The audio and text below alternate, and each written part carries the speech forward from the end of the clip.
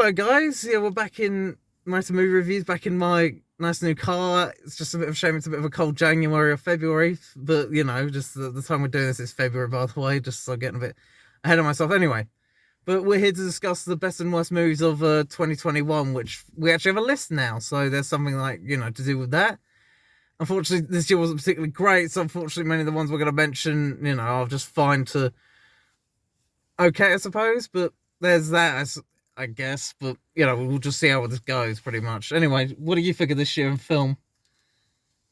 Yeah, it was good. It was better. For what stood out for me was the superhero films, especially the MCU. To be honest, it was a great year for them. To be honest, We're going to be mentioning quite a lot of that over the next few bits as well, because that's the main sort of stuff I saw. But as you do, I suppose. But first, let's get to the really awful stuff, which this year had plenty of, in my opinion. So I'm just going to start, I suppose, because, you know, I'm here and all the rest of it. So, but before that, I'm going to give a quick honourable mention to the Netflix film, and have a double chin there, that's nice, of News from the World, which was, or no, News of the World, I'm thinking of something else. Yeah, and the film I wanted to talk about, yeah, News from the World, sorry, I get a bit confused with that, is, Netflix film that came out last year, not particularly good in my opinion, very boring, nothing really happens until about 40 minutes in, and by that time you're already asleep, at least I was already asleep. Very boring, very flat, don't really have much to say beyond, Jesus, that was an hour and a half, 2 hours that I'll never get back. What the hell was going on, Paul Greengrass and Tom Hanks? And no wonder Netflix picked that up, because Universal couldn't be bothered to release it in the cinemas. I wonder why. And Peter Bradshaw of The Guardian did a very good review of it. If you want to go and check that out, I mean, The Grand Nude is not particularly great, but he's a very good film critic, so I recommend, if you're interested, you start there. Yeah, so I'm going to start with mine, because I have 5 bottom ones, and Amelia knows about this. Thank goodness she hasn't seen it, because she's watched Cynical Reviews video of it, haven't you? Yeah. That being Music by Sia, which should indicate how bad the rest of this list is if that film is only number 5, which you'll see why in a second. And all I can say is that I watched it because I was curious as to how bad this thing was, because friends of mine had given it very negative press and all the rest of it. And yeah, I'd watched it a couple of weeks ago, and I think it was like Sky Movies or something like that. I don't know how, I can't remember how I just heard it was really awful, so I was legitimately curious, and fuck me, it was a bit very dire. And remember that review of me where essentially he was very critical of the way they handled autistic people? Yeah, the clips that I saw was quite disgraceful, to be honest. Like the way they treated autistic people, like, for example, the way they handled the idea of, what was it restraining? Yeah, restraining people, yeah, that's very bad in the film, Yeah. And there's a whole slew of other things which clearly show that she didn't do her research, I suppose. Not that I know much about it, but I wouldn't make a film like this, so Yeah, I think I'm allowed that sort of clearance. Well, not me, considering I'm not aware of what autism is, or like, because I'm you know what I mean. I know sort of. But you don't know the full ins and outs of it. But then again, neither does Sia. She still made the film anyway. Yeah. And it's pretty bad, because imagine, if you will, a Frankie Boyle joke, pre-seller Frankie Boyle, by the way, a joke that he would make about something like this back in I don't know, 2016, 15, or whenever, before he sold out, about autistic kids that he used to do, especially Harvey Price. And imagine that if that was made into a film. That's what it was like. It was a bit embarrassing every time this, you know, character music came on. It was really awful and awkward to watch, especially since, it was just pretty sickening and revolting, because it was essentially just very distracting whenever it came on. It just looked like a goofy stereotype whenever music showed up or came on, and also the fact that nothing else really is that great around it, because the characters are so weak and one-dimensional, and it's not particularly a well-written film in any way, and there's unintentionally hilarious parts, like, what fucking one was it, where there's a gay character or something, and instead of boxing some person that he's meant to be boxing, and spoilers, by the way, that's going to be a thing throughout the whole video. If you really want to go and see music, then be my guest. Anyway. Wouldn't recommend it, apparently. No, I wouldn't recommend it, unless you have a very strong stomach for bad filming, especially if you're autistic. I would not recommend this film in the slightest, because there doesn't seem to be anyone in the autistic community who spoke up for it. Twitter backlash as well. And what was it? There's one character who doesn't want to box or something, even though he's meant to, and then he hugs his boxing partner. I just couldn't help but laugh. This is well-meaning, but all I can think is that Sia watched like Dancer in the Dark or some Lars von Trier film and decided, oh, I want to make that. And this is the result, and yeah, it's fucking atrocious, and it's not the worst film I've seen, and to be fair, I think it's well-meaning, but this was just misguided from the get-go, and it's just not particularly well-made film either, which, given all the people behind it, I just don't think it was that great, and all the backlash it received was well-deserved, but at least it was well-meaning, and there's some things I can say I like about it, unlike some of the next ones, so there's that. And I'm going to do a quick double whammy here as well. Number 4 for me. Number 4 for me is Marvel's Eternals, which this film is fucking awful. This is probably the worst film for me that they've ever made that I've seen. I don't dispute that, and to be fair, I think most people do. This is just such a...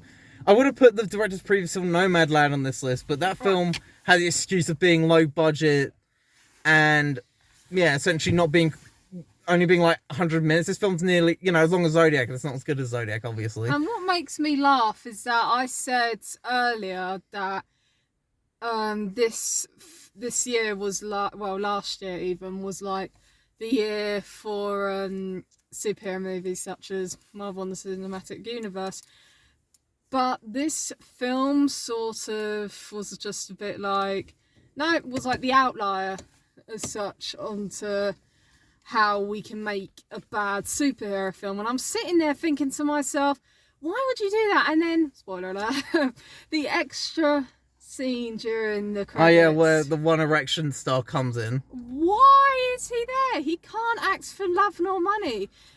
In Dunkirk, for the little bit I saw him and I sat there and I went, what's he doing there? They're trying to make him a serious actor, which I don't think is working, because it's clear... He sings. That's fine. He's not a particularly good singer either. I mean, if anyone listens to his music who isn't hipsters. I know. Fuck hipsters. Go and sing, right? Cool. Just leave Marvel alone, please. And then he walks down and goes, I'm Thanos' brother or something, isn't it? Oh, is he? That's what he said. I'm not even get Didn't into he that. say that? I don't remember because I don't particularly care. Something along those lines. And then it was just all like, oh, shut up. No way. Or Thanos' cousin or some weird shit like that. His stepmother-in-law. Oh, yeah, you know what I mean? And I sat there and I went... Give me a second. There we go. I sat there and I went, no, please don't do this to me. And then it said at the end, in black, went black screen, and it went, Eternals will return. And then Not after this. And then I went like that. Yeah, this film was fucking... You can't do that. It's ludicrous. And then people started doing the whole, but she's a female director. That's why people say it's bad. Yeah, that explains Catherine Bigelow's career, which, Catherine Bigelow actually makes much better films than this. Maybe they should have hired her or something. Yeah. Give me a second, sorry. There we go. Ooh. Just make sure I keep the light on because I don't want to kill my car battery. Anyway, for me, actually, this film was pretty dire. It was very boring, and these characters are very two-dimensional. And, yeah, for me, another problem with this one is that most of the actors in it are not particularly great, especially Richard Madden. Oh my god. No. Same facial expression, same fucking voice. Why? He's not even that good looking. What the fuck is he in all these things? I don't get it. What is it with him? Chloe Wang, I think her name is, the main actress, who's also... What? At least try. Maybe have Kit Harington in a little bit more, which he's, I like Kit Harington for Game of Thrones. I like Don't know what he was doing this very, maybe he should have been the main lead, not... And the costumes look like shit, and a lot of the good potential was squandered on the fact that this... I can't believe one thing that bothered me is the fact that clearly Chloe Zhao, whatever the hell her name was given a lot of creative control and freedom. That she clearly didn't deserve. I mean, Edgar Wright wasn't he fired off Ant-Man, and we're going to be mentioning Edgar Wright later, not in a good way. And he was kicked off of Ant-Man because of creative differences, but Chloe Zhao's allowed to make an existential... nonsense film for nearly 3 hours and no one calls her on it because I assume the diversity ticket. Which is why this film exists in a lot of ways. Look at the way they're promoting it, they're not promoting it as a good film.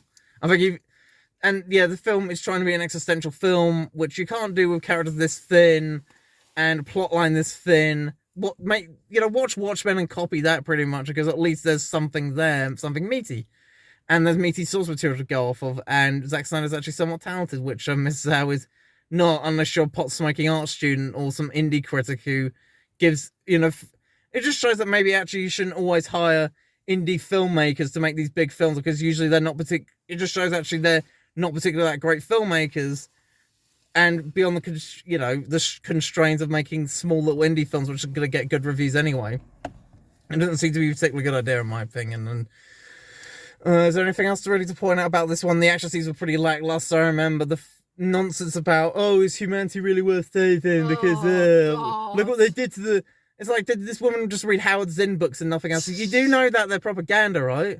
They was just an awful propagandist and, didn't say very much about all the nice socialist people that, his lot were killing, but that's neither here or there, and it's just so boring and unexciting, and the climax is really uneventful, and some of the visual effects are some of the worst of any of these films. It does look like a video game. It's just so underwhelming as a film. It's just like, if you want an existentialist superhero movie, just watch Watchmen, which is a much better film and much more intelligent and much better written than this, but, that's the way it is. And if there's I don't know, it's just so bland. It's just, especially, there's one scene in it that I remember when two of the characters are having sex. Oh God, I don't see why that's there. And do you want to see what makes me laugh, right? And really frustrates me? Yeah. There was an article, and it's gonna bug me because I can't remember who wrote it. Yeah. And where okay. It was on social media. I think it might have been Instagram. I found it, where someone came out and said there isn't enough of sex in the Marvel film. Yeah. Well, why? These films are made for children. Just superhero films in general. And I'm sitting there going, you've got to be Stop kidding. watching porn. Yeah, just why? There's certain films, 18 plus, I mean, that you can go for that. Yeah. Watch those, you know what I mean? Yeah, just back off. When they did it in this film, it wasn't romantic. It was like two planks of wood rubbing together in more ways than one. I wasn't even looking, bro. I hid my eyes. And there's and I'm an adult because I just wasn't down for that. And also it starts off really wrong as well, because I remember a Pink Floyd song starting the film, which already takes off the wrong move for a film like that, especially one with really bad awkward humour in it. Like, I'm nothing against Pink Floyd, but I'm not sure that really that intelligent that stuff is going to come down very badly in this sort of film, and it's just such a podge of nothing. And just to finish off, I want to give a quick quote here. Okay, the last thing I want to give to this film is the fact that there's a good quote that I think her name was Catherine Ann Porter. She was an intellectual, and this was she wrote an attack on Lady Chatterley's Love of the D.H. Lawrence novel. Speaking of Richard Madley, I think that's what his name. What's his name? The fucking Scottish one in Eternals. Oh God! Richard. I swear it's Richard something. Mental. Yeah, I think so. It's Richard Mann. I was about to say Richard Madeley, but that's the fucking Richard Judy bloke. And essentially, they were talking about Lady Chatterley's lover, and this woman, Catherine Ann Porter, said that nowhere in this sad history can you see anything but a long, dull, grey, monotonous chain of days, highlighted by lightened now and then by a sexual bout. I can't hear any music, or poetry, or the voices of children, or the voices of friends or children. There is no wine, no food, no sleep, or refreshment, no laughter, no rest, nor quiet, no love. I think that sort of describes this movie in a nutshell. There's just no passion for any of it, and it's just really boring and fastidial. If you like that sort of thing, that's fine, but just go and watch Watchmen if you want a good existentialist superhero movie. Beyond that, fuck me, they blew the gaff on this one, and, maybe diversity isn't a strength, who knew? Anyway, let's move on to her number 3 and my number 2, which is Edgar Wright's Last Night in Soho. I'll let you start off this one because you haven't had much to say. Thank you, dear person. No, I'll tell you what, this film was just... I walked out the cinema and I just felt like... I didn't know how to feel about this. I just walked out and I went... That was my actual reaction. Because what we do when we walk out these screenings is that Edward instantly turns to me and he goes, "So what do you think of the film?" And I went like this.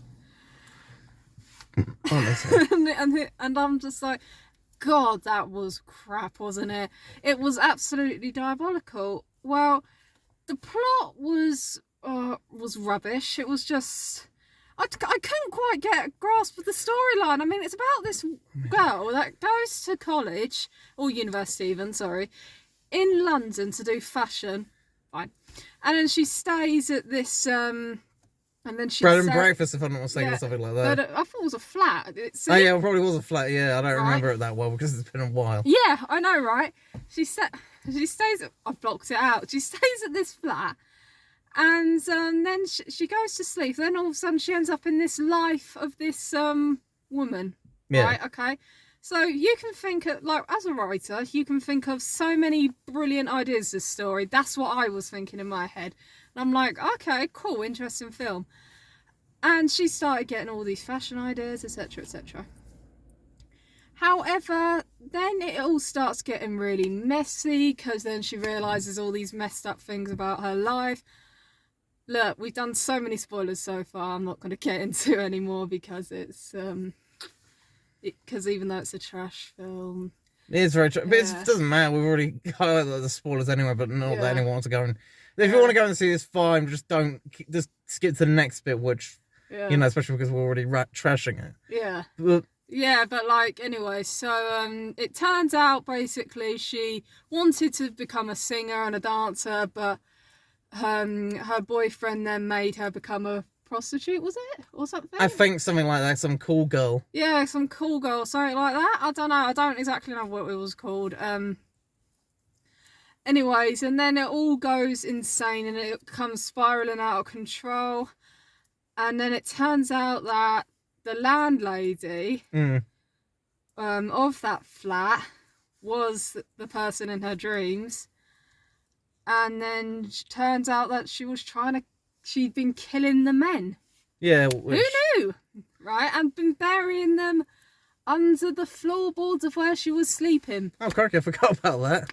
Yeah, great. That's why she was having dreams about some ghosts as well. So, yeah. I think it's established early on that she was psychic, though, wasn't it? Oh, I can't remember. I don't know. Anyway, and then she all of a sudden wanted to save her, and she decided to set the house on fire. Even though the original character tried to save her, even after she just tried to kill her. If that was me, trust me, I'd be so fucking far out that door, pardon my French, it'd be unreal. I would sprint it. It would be scary. We'd be so far out of that fucking door, right? I'd sprint for it. Where's Amelia? Down the street. In it though, come on, you have to admit, right? You're telling me, even if you were poisoned, you wouldn't run. Yeah, well, I'd try. Where's it? Up you get, down you go. No, it's okay. Don't die. It's all gonna be all right. Nah, stuff you, man. Anyway, whatever. For me, this film was pretty bad, just simply because, beyond the fact that all these characters are very weak. I mean, Edgar Wright's not particularly the best character writer. I mean, he got away with it with he was able to write good characters with Simon Pegg, and it's very telling the fact that with Simon Pegg, he wrote his best work because presumably Simon Pegg was the one writing all the good stuff. But anyway, it was just simply the fact that this mystery wasn't particularly that well written, especially in the last end game where you had this landlady or whatever who's meant to be dead according to the logic of the film, but she isn't. But she's only can see dead people, so how does that make sense? I didn't even know that. And then also, what was it? You know, you're meant to then feel sorry for her and then not, and then she's meant to be the hero by the end of the day, even though she nearly kills the heroine, so to speak, and also nearly kills her friend, you know, Token. And she also, what was it she does? It's just very, very dumb and stupid, and it's not particularly well written. And one thing that bothers me about this the most is the fact that it takes this very sleazy sort of subject matter, but it's doing it in the guise of female empowerment to try and scupper it. And I'm thinking, actually, no, you can't do that, Edgar. Yeah, you actually have to embrace the thing or you don't, which, you know, at least someone like Eli Roth in something like Hostel, yeah, he talks about trafficking and the rest of it, but he just uses that as a means to an end, which I'm like, okay, at least that's a film that's a lot more honest and a much better film than Lost and So, funnily enough, because at least that film isn't trying to be more than what it was. But with this one also, it's like the fact that, you know, not only some of these characters one-dimensional, some are very stupid and likable. Like the heroine goes, oh, I'm going to go to the police and tell them about this stuff I have no evidence of. Why don't they believe me? I didn't realize we still did that. I thought that cliche had died like 10 years ago. And also the fact that, you know, none of these, she also nearly, you know, kills another innocent by assuming that he's guilty, even though she has no actual evidence. Terrence Stamp's character. And it's just also needlessly unpleasant and grim just because, oh, I have money now, I can do this. And it's just very much a vanity project. Jesus, Edgar, get a, actual good co-writer with you, like Simon Pegg. And it's just like, has he ever been to university, it seems, Edgar? Because I don't recognise the university he portrays in his film, which is apparently a lot more like a secondary school. Yeah, though. Which, I understand maybe university's changed in the 20 years since he went, but it's just so flat and lifeless. It's just, vanity project taken a bit too far, and the mystery doesn't make any sense. And it's not particularly good as a horror film. It's not particularly... I just felt it was a bit very sleazy for the sake of being sleazy. And it just does the Quentin Tarantino thing where he goes, I'm going to take a controversial taboo subject and use that as a wedge issue to deflect from criticism of my film. So actually, yeah, I can exploit slavery as much as I like because I'm doing it in, I'm critiquing the slave system even though I'm reveling in all the violence. Wait, what? I'm talking about Django when he does it. I was like, wait, what? Well, I'm going to exploit the Manson murders. It was upon a time in Hollywood, but I'm doing it because God, I'm acknowledging the fact that they're the bad guys. Well, yeah, Quentin, but why do you revel in this sort of stuff? It's just, ugh. Anyway, but it's just a very bad, stupid little film, and after his last two vanity projects of Baby Driver and what was the other one, Scott Pilgrim, maybe you should, routine with Simon Pegg and actually start writing good movies again. You never know. Even though this is his worst film, at least those films are watchable, which this blatantly isn't. What a shame that it's Diana Rigg's last film, as well. I mean, this has some things going for it, but fuck me, this needs a few more drafts. Well, it's well made at least, and the acting's fine. I could have done better writing it. Give me the blooming idea, and I'd give me 20 minutes, and I blooming would have done it. Yeah, what a waste as well. Just a bit of a shame that, some people get a bit too much creative control these days, in the case of Edgar Wright, which I used to think was a really good director, but geez, he's been on the decline since the Cornetto trilogy ended, but I know I'm in a minority opinion on that, even though most people concede the fact that apparently the film falls apart in the last third. But that's just my opinions on the film. You don't have to agree with me, but that's fine. Now my opinions are, opinions yes, like ours. My opinions like assholes, everyone has one, as Clint Eastwood would say. I think you do have to agree with us because we're right and the world's wrong, basically. That's how opinions work. Nobody's right if everybody's wrong. What does that even mean? It's a lyric from a song. Well, my number 2 was already was Eternals, but we've already discussed that, so... Nothing to add? No, not really. Well, I think we've already covered everything, to be honest. Fair enough. We're also going to then discuss the next entry on my list, which was the Suicide Squad, which... And my number 1. Yeah, was legitimately... Jesus, James Gunn giving way too much creative freedom, and look what happens. Don't. Alright, okay, so I have a very controversial opinion. So, basically, I really like the first one. Really did. Don't do the eyes. I like the first one. I thought it was good. I did. Yeah, obviously there were faults, obviously. But yeah, I did think it was good. It was really good in my opinion. But then, oh my god, I walk into the sequel, I sit down, enjoy my day, and yeah, I'm just thinking, and then basically the majority of the team dies because they decide to kill them all off. And in the first 20 minutes. In the first 20 minutes. I think it was 20 minutes. Yeah, something like that. And then I turn to Edward and I'm like, can I leave now? And he's like, no! No, you can't let these things beat you. And I paid my money. In the first 20 minutes, and I'm sitting there going, for goodness sake. Might as well see how these things go, in my opinion. Oh, for me, I just want to leave. I wanted to run out the door. Oh, I gotta sit next to you. He was in the aisle, and if I was in the aisle, I would have just walked out. I would have been like, have fun. Okay, but sometimes they do get better. Not in this case, but they sometimes do get better. It just went like that. Do you want to know who was the Only Saving Grace? Margot Robbie, I agree. Agreed. Harley Quinn. What a waste. Margot Robbie, Harley Quinn. Fantastic. Brilliant performance.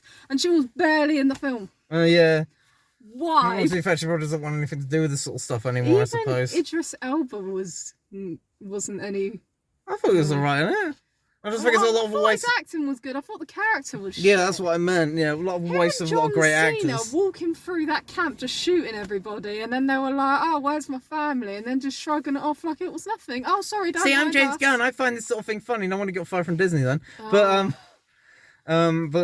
yeah, laughing at roadkill is not something I particularly enjoy. Yeah, innit? It's just like, for goodness sake, these people are so dumb. I just have no more comment on that. It's Okay. it's not worth my time. For me, it's like I hate the first one because essentially it was just all fire and fury or noise signifying nothing for 2 hours, and then the second one isn't as bad. But for me, it's there's still not much in the way of story and characters still very weak on the ground, and it's longer. And also, I hate the political stuff they crammed in there. References to Operation Paperclip, references to United States interfering in Latin America, and I'm thinking. Yeah, I understand, James, that you are probably, don't particularly like America much, and the fact that the superhero is meant to be the most American turns out to be the villain of the piece, unintentionally. Oh, gee, I wonder why they might do that. It's not like they want to play in China, which is, or some of these other countries where they eat this sort of rubbish up, but I don't dispute the fact that, you can talk about these sort of things in an interesting manner, but this film doesn't, and quite frankly, it's, quite patronizing in a film like this, where essentially they're, the people there are happily just slaying anyone they could get in their way, and I just think it's just there's a difference between looking at horror and grimacing at it and laughing at roadkill, which is this film is within its first. Give it a second. Within its first 20 minutes, does this sort of thing, or essentially just laughs at roadkill and expects you not to notice, and also the fact that it's just way too long, very boring. Or where the bad guy shoots out the baby things, or whatever it is. And one of the characters goes, "Oh, cover your faces, guys." Gee, well, that's a fucking reference to, you stupid ass. And the other things about that I didn't like is just the fact, again, too long, too noisy, and not really very much fun, unless you happen to like all this sleazy carnage fun, which I can sometimes. Again, I said I liked Hostel fine, but at least that film wasn't laughing at roadkill. And to be fair, the worst parts in Hostel they don't actually show.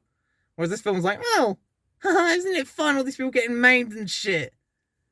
I don't have any sort of respect for that. Fuck off, James Gunn, and, get some help.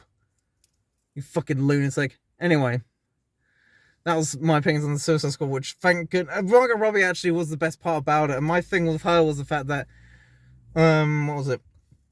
Like the 10-20 minutes she's actually in it, so it has the anarchic spirit, which the rest of the film needed to have in order to work, and that stops me for giving it something like a 1 star or whatever. But just go and watch Birds of Prey, so that's a much better movie than this. Yes, not great, agreed. but at least it's watchable. 100% agreed. And for my number one worst films of the year, it's a bit of a controversial pick, given the fact that, like everything else on this list, it's all been well-acclaimed films, except for Music and Eternals. The worst film of the year for me is Promising Young Woman, starring Carey Mulligan, and is a film that hates men.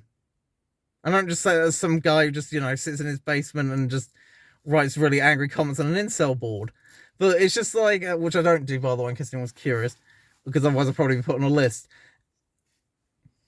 Apparently, okay. So I'm on a list then. But that's all a joke. Anyway. But this film essentially just, the thing about it for me is that, okay, maybe it's not as bad in terms of quality as some of these other films on here. But beyond the fact that I don't like its style, the fact that this style of being sort of American Psycho light is very done to death, even now, pretty much, is very boring, very drab, and is not particularly well done in this film. Or the fact that it references much better movies like The Night of the Hunter, which, fuck you for doing that. Wasn't it done in 2 weeks? God, yeah, I know what you mean. Yeah, it was shot, it shows it had a quick shooting schedule. Yeah. And, I know how the writer got the material for this. She just went on a bunch of, feminist sites and went, yes! I couldn't be bothered to watch this one, by the way. That's the only thing I know. Yeah. The film hates men, and anyone who disputes that, why does the film then open with thrusting men at a nightclub? That's the opening shot of the film, which is not particularly pleasant, in my opinion, but oh well. Why does the film also, have all the male characters either be horrid douchebags or, covering up some horrid sexual assault? Why is it that, implies essentially innocence proven guilty should be dropped because of rapey men? Why is it that it implies, society's stacked against women? It's like, was this film made in 1961 or something? When men are killing themselves and all the rest of it, and all the, things that we're at the bottom of, especially white working class boys, if you read, BBC. Actually, I don't appreciate it like this. Especially by the person who directed this, Emerald something. I think it's Fern now, I can't remember. Is a Oxford-educated, rich kid.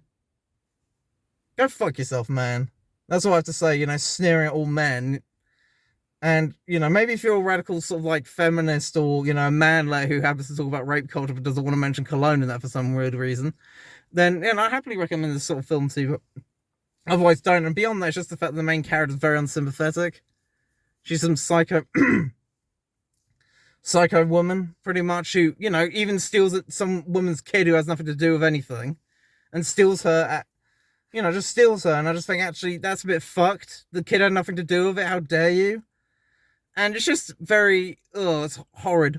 It's horrid. At least the other Alfred Molina film on this list is a good one, so there's that. This isn't like the worst film ever made or anything, but it just shows how toxic identity politics is ruining much of Hollywood, and all the Me Too stuff is probably why it got all the Oscars. Just weird they don't discipline Roman Polanski very much. That's a bit strange. But beyond that, yeah, this film sucks, and yeah, that's all I have to say on it. And yeah, welcome back, and it's time to do best of now, because why not? And I'll start off the thing where my honourable mention is that was Zack Snyder's Justice League. I'll just get that out of the way, which is fine. Way too long, but interesting. I'm not sure how it compares to the, I don't know, original version. I'm not sure how to say it, but yeah, it's perfectly fine. But too long. I could have had it used to have a bit more sense of humour. But yeah, and that was my honourable mention. I think it's alright. Don't think it's that great, but it's interesting, and it's very long, and it's probably better than the, I guess, original version, but I'm not sure that will count. Oh my god. And my number 5 also is, sorry to keep you waiting a bit, is Another Round by, I can't remember the director's name, but oh well. Which is a very funny, very heartwarming sort of story about people who drink alcohol in order to have a good time, and it's very funny, sort of tragic comic, dramedy story. It's very good. Not as good as I think a lot of people say it is, because I just think there's not really much to it beyond its initial press, but I still think it's interesting, and it's definitely worth a watch, and I really like Mads Mikkelsen, whatever his name is. It's very good, very funny, and if you have the chance to check out, you know, you can watch Sky Cinema whenever you like, and it's nice and cold this February, so there we are. Anyway, your number 5, Amelia? Oh goodness, I'm going to get the name wrong. I'm going to pronounce that wrong. Is it Shang-Chi and the Ten Rings or something? Something like that. Yeah, something along the lines of that. But I did like the film, so that's okay. It's okay if you can't pronounce the name of the film, but as long as you like the film, then it's okay. So apologies for offending anyone, but I still like the film all the same. Yeah, no, I fancied out putting a Marvel film on a best list. But like I say, it was a topic. I said in the that it was a sensational film for Marvel last year, and this is an example of it. I thought it was good. I thought it showed a good bit of tongue in cheek in there, and yeah, I really did like it a lot. The action was really good, actually, especially in the bus scene where all the people were trying to attack him and trying to get something off him, and he was just fighting back, and everyone was just going mad. Yeah, I really thought it was a really good film. Yeah, I might actually watch it again tomorrow on Disney Plus. Fair enough. I don't put it on mine because I thought there's too much goofy comedy, and the hero's the villain's more interested in the hero, which bothered me. But I thought it was fine nonetheless. Yeah, but sometimes there's nothing wrong with that, because then you can get more into the story, I feel. And sometimes I find that's a nice twist to have, and that's what I like sometimes. I don't know. I thought that was a nice twist. Okay, fair enough. Just not my cup of tea, but there we are. Anyway, my number 4 is. But you don't like tea, do you? I say it as well. British person doesn't like tea. How antiquated. Anyway, number 4 for me is Mortal Kombat, which we might as well both discuss because we've got both on our list this time. And for me, it was number 3. Yeah, I enjoyed Mortal Kombat quite a bit, and it's not, you know, in depth as some of the other films I'm going to be mentioning, and she's going to be mentioning, but I did quite enjoy it. Very fun, and a good video game movie. Gee, those are a dime a dozen and very rare, but still, as you do. And yeah, I really much enjoyed it. Thought it was very fun, very violent. A Mortal Kombat movie that's violent as well, crikey. It's a Mortal Kombat film, of course, it's going to be. Well, the original ones from the 90s weren't, because of audience constraints. Essentially, they want to get all the 13-year-olds in there. Like, seriously, that's how the American rating system works. And beyond that, I thought it was a very fun, enjoyable film. And yeah, the Scorpion vs. Sub-Zero fight was pretty cool as well. And I mean, there's some things I wasn't hugely keen on, but I still really enjoyed it. I thought, given, I wouldn't mind seeing a sequel. Just it's very good, and given, you know, low expectations of it, I thought it was going to be, you know, fine but nothing more. But I really enjoyed it, actually. I thought everyone who was in it was really good, actually, to be honest. I don't see, do you want to know, you know the guy who wasn't in the games? The character. What was his name? Oh, again? the main character. Yeah. I don't remember his name. I'm annoyed that I can't remember his name. Scorpion's descendant. Yeah. I actually thought he was rather good. I'm not 100% sure why they did it, but I did think it was good. It was one of those weird things, but... Well, to give it sort of like a human element to counteract, I suppose. But, you know, it's not like Transformers, I suppose, where no one else is real but a robot. Right. So there's that, I suppose. Yeah. So do you want to go on to your number 3? Number 4, rather. My number 4 is... By the way, this was quite hard for me because I did have a debate between putting Mortal Kombat number 4 and putting this at number 3, but it was back and forth for a while. It's when this is one of those things where you have to understand, even though he runs the channel, you have to understand, viewers, he's wrong. Zack Snyder's Justice League, and as you will know, he's going to cut it out. It was a brilliant film, actually. I liked it a lot. Should it have been 4 hours? No. It's my turn. It's called a joke. It's my go. Well, it's your go. Anyway, God, I sound like Claude and Ty, R.I.P. Not the other one from Arsenal Fan TV. No. Don't mention him. No, don't mention the war, for goodness sake. Anyway. Which one? Hi, Vladimir. Are we loyal Ruski? Don't kill us. No. Demonetization. That's already demonetized anyway, just keep going. Demonetization. Oh crikey, what was I? Should it have been 4 hours? I don't know, it's tricky really. Considering it was the Snyder Cut, showing everything. To be honest, it's hard to tell for me, because what they were originally going to do, I heard, was that they were going to split it, weren't they? And I think that would have been a better idea, so should have been 4 hours. If they'd split it, then yeah, but put together, no. So, no, I don't think it should have been 4 hours, really. But I suppose they did it. I can understand why, is what I'm trying to say. Why it was 4 hours, because he wanted to show everything. And the reason why I'm so passionate about it is because the original Justice League was so dire, and out of me and Edward here, I sat through it, so he doesn't get it. It was catastrophically, no offense Edward, it was catastrophically, I haven't seen it, awful, you know, as in say you don't get it, so no offense. Okay. Right, it was catastrophically awful, and that's not even being like over dramatic or anything, but it was just no thank you. I don't get it. I mean, in my head it's just so, I just don't get how you can muck up that sort of concept. But Zack Snyder's way, I do think, is better. But the reason why I put it at number 4 instead of number 3 was because, to be honest, I felt it was too long. But however, the plot was really good, was much better than the original, and it was tied up much better, and everything was better as a whole. Mm-hmm. So, yeah. The final thing I'll say on it before we move on is that it seemed to me like a sort of old relic of like the former DC stuff, where they have like Jesse Eisenberg at the end and all the rest of it. Oh yeah. That was, and the Tyler Craigs we had with it were nice. So yeah, that's all I have to say. That's the final thing I'll say on that. Oh yeah. Also, add one more thing. There's something on social media. I'm not going about something more to do with Snyder Cut, saying we're not going away. There's something more going down with that. Any more, go in the comments. Let us know. Okay, so my number 3 is Nicolas Cage's, I'm not sure how you'd say it, art film Pig, which I thought was actually much better than I was expecting. If you're a Cage guy and you want to see him like have a little freak out or whatever, I'm not sure this is necessarily the film for you, but if you're interested in, it's a very odd film, but I think it's very interesting, sort of like an exploration between sort of more primitive man and more industrial man, sort of like the way that I don't want to say the film idolizes sort of like a more agrarian society, or like, but it just shows sort of like more traditional sort of like ways of living, probably more preferable and fulfilling in some ways than the industrialized world that we have, which is often very soulless and intellectually bankrupt. I mean, it isn't surprising that the film is, you know, set in Portland, Oregon, shithole central, but I do find that interesting, and I do find it a very interesting film. It's not a film necessarily with a happy ending, spoilers, but we already decided that at the beginning. But it's a very interesting film, and Nicolas Cage is weirdly subdued, except for a few moments, and it was very odd, but I did find it very interesting, engaging, and it has good characters and a good story, I think. It's not for everybody, which is weird given its huge critical praise, and it has like 97% on Rotten Tomatoes, but there's that.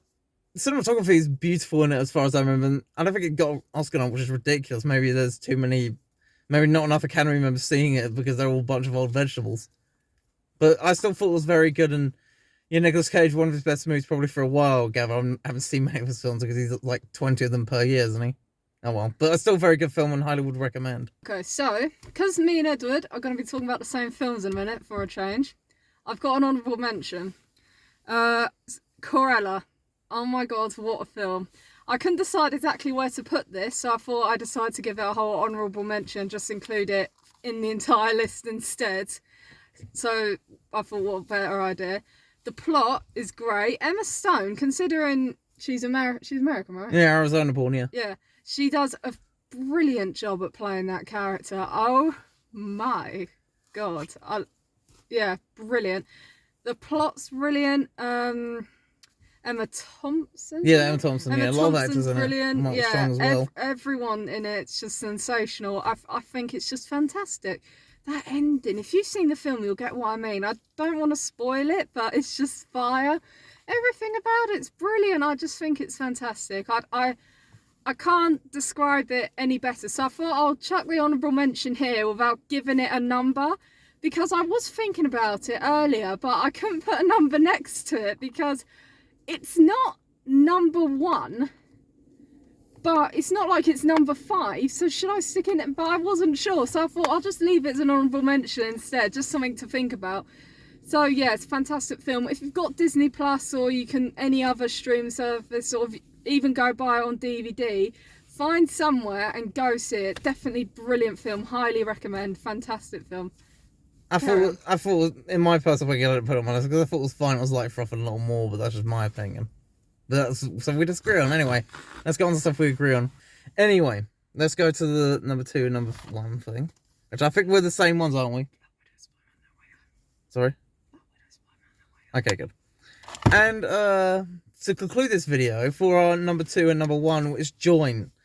Admittedly, we haven't seen very much of shit, and to be honest, not much has come out that's worth watching, if I'm being honest. But still, we have found something. My number 2, our number 2 and our number 1 is Black Widow and Spider-Man No Home, respectively, which are very good and very entertaining and very much fun. And there's not really much to say than that, but it's a bit of a shame that very few films came out that were worth watching, but these are still very good. So I'll just leave it at that. Black Widow. God. Do you want to know who the highlight of Black Widow was? Who? Who played Yelena? I feel so stupid. Florence Poe. That's her name. I can never. I'm not sure how you pronounce her name because it's P-U something. I can never remember names. Well, and then when I do, can't pronounce them. She was also, if you haven't seen Hawkeye, cover your ears, or like if you're planning to, she was also really good in Hawkeye with Haley Steinfeld. She was brilliant in Black Widow. She was the highlight of the film, in my opinion. You may disagree. I think she was fantastic in it. She made me really laugh. The action was also really good. Again, one of Marvel's fortes in it. I just can't. Yeah, I'm lost for words with this film. I think it was just fantastic. Yeah, to be honest. And yeah, that's all I can sum up, really. Yeah, well, I liked it very much as well. The only thing that really interested me about it was, as in, like, not in a good way, was the fact that it was very Bourne-like in some ways, which I thought they didn't make that sort of style of action film anymore, but that's just maybe more of a nitpick, I suppose. As in, like, the way it was done sort of like a Bourne film, at least initially. But, I don't know, I didn't think they made those sort of films anymore, ironically, because of all the Marvel movies, but, oh well, I guess there's nothing wrong with that, especially when the Bourne director himself, Paul Greengrass, really shut the bed this year, but I've already discussed that. Yeah. Spider-Man No Home is also very good as well. I enjoyed it very much. Best film of the year. There is some good nostalgic stuff in it. I do remember being in the Empire Cinema near us where everyone applauded when, I might as well say it, Andrew Garfield and Tobey Maguire showed up. And oh my god. Even though the only thing I'd say about that is they were probably, stronger than the actual, the guy who's currently playing him. He looks a bit too baby-faced, but It's still actually very good and very worth watching, and especially a lot of great actors in I it for that disagree. excuse. No, I'm glad Jamie Foxx is actually allowed to be Jamie Foxx as well. I think that look, throughout the MCU, like, I have a controversial opinion on Tom Holland. He has had his problems throughout. Spider-Man Homecoming. What the hell are you doing? Pretend to be Tom Holland with his baby face, even though he's slightly older than I am. What the actual?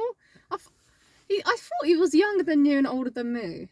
No, he's older than me, I think. Is he? I swear he's older than me, not by much, but I could be wrong. And he's playing Nathan Drake now, fucking hell. Okay. With that baby face. Anyway, so, yeah, Spider-Man Homecoming was just a crap film as a whole. So I thought he was rubbish in that. So he wasn't given much to work with, so no chance. Then we had Far From Home, which was better than Homecoming. And I really enjoyed that a lot. And then we have this bad boy. It's what we needed from him. And I thought it fitted his Spider-Man to the T. That's what we needed from Tom Holland's Spider-Man. And with Tobey Maguire and Andrew Garfield coming in to help him, I feel that it lifted up his Spider-Man. I felt it helped it a lot, and it suited, and it made the film so much better. And that's what it needed, and it showed the audience what it could do. And I feel like it's what we've all needed for ages, you know? So yeah, and I do have to admit, spoiler alert, when Aunt May died, yes, shush, but that was your fault that time. When Aunt May cried, no, when Aunt May died, sorry, I cried. Yeah, I cried, and I saw it at the cinema twice, and I cried twice. Yeah, okay, fine, I don't care. I'm a huge Spider-Man fan. I have been since I was little. Okay, yeah, what are you going to do about it? I just admitted on YouTube I cried twice. What are you going to do? It's the only film I've ever cried at, fun fact. And, I enjoyed it very much myself. And it has a nice little dig against cancel culture as well, which was quite fun, which was quite amusing. I'm surprised I could get away with that in a mainstream Hollywood film. Yeah, when his friends went along to MIT because of their association with Spider-Man, unless I was reading that wrong, but what else could it refer to? Oh my god, you're reading into everything. Why the hell not? Anyway, but that's the main stuff we're talking about, and Spider-Man No Way Home for me, best film of the year. Agreed. And worst for me was, what was it? Promising Woman, fuck you, everyone involved in that film. Okay, and meanwhile, my worst film was The Suicide Squad, Thanks, James. Yeah. Get some fucking help, you sicko. Ugh. I mean, DC just did not... was saved by the Justice. Just, no. Yeah, that's, from Watchmen to that. Hang on. Think about it, it's a bit ironic, isn't it? DC was saved by the Justice... DC was saved by the Justice League. 4 years too late, but anyway. From the Suicide Squad. 4 years too late. Anyway, the last thing I wanted to discuss was the best and worst films I've seen in general in 2021. The worst, because I want to end on a positive note, I'm going to start with the worst, that being the original My Bloody Valentine. Does Amazon Prime only have the censored cut? Because I only saw no gore and all the rest of it, and nothing else is worth giving a shit about, and the twist is sort of weak. The only thing nice about it is the production values weren't too awful, and the acting wasn't too bad, but beyond that, it's sort of like ordering a fucking meal and not getting anything beyond the plate, and then saying, that's it. Wait, what? Just, yeah, not interesting, not good, boring. I'm assuming the 3D one is much better, but then again, it's not hard to top that. But for the best one, Citizen Kane, probably one of my favourite films now.